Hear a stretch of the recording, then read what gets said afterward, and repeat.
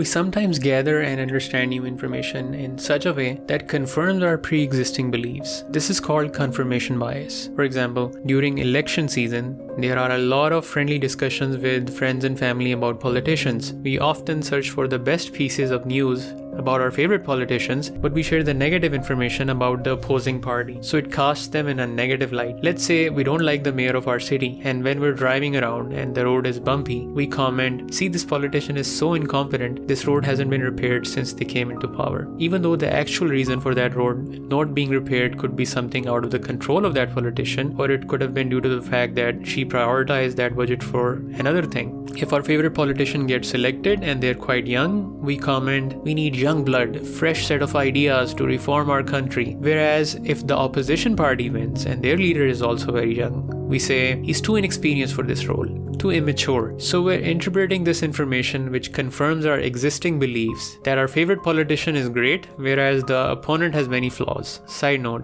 this video on the 6 thinking hats can help you settle the political debate by giving you a structured framework. I'll put a link in the description. It's hard to question our own beliefs, easier to accept the confirmation bias. So why should we care about confirmation bias? What is the impact? Confirmation bias is the enemy of innovative and rational thinking. That's why the biggest innovative companies of this age have been started by industry outsiders. Before starting Amazon, Jeff Bezos wasn't working at a book publishing company, he was a hedge fund manager. Being an outsider, we don't have any preconceived notions, and thus we avoid the confirmation bias. So what can we do? There are 3 things that we can do. Number 1, we should try to have a diverse social circle. Listen to different points of view and listen to them with an open mind. We don't need to compromise our values and beliefs to open our mind to their ideas and their opinions. We're just assessing their opinions. What if they are actually right? We should take the innocent till proven guilty approach. Give them a chance to prove their point, knowing that you might be suffering from the confirmation bias. Approach someone who sees things differently from us and ask them,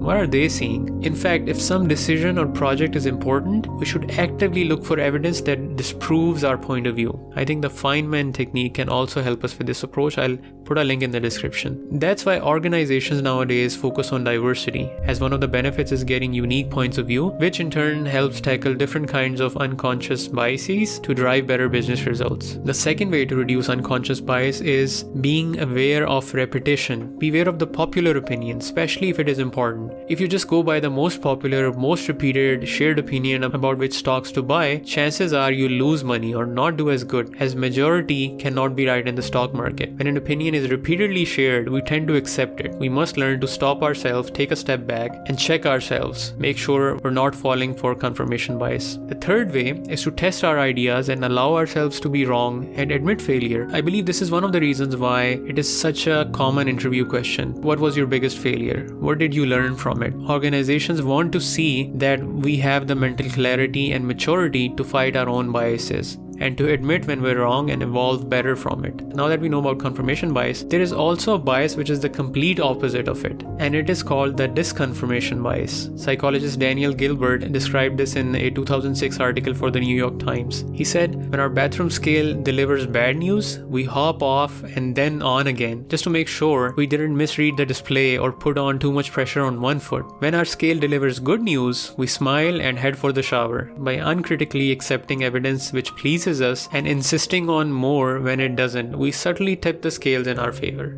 Disconfirmation bias is where we keep holding on to incorrect beliefs because we impose a stronger burden of proof on the ideas we don't want to believe. So tell me, what examples of confirmation and disconfirmation bias can you think of from your life? Let me know. I'll see you tomorrow.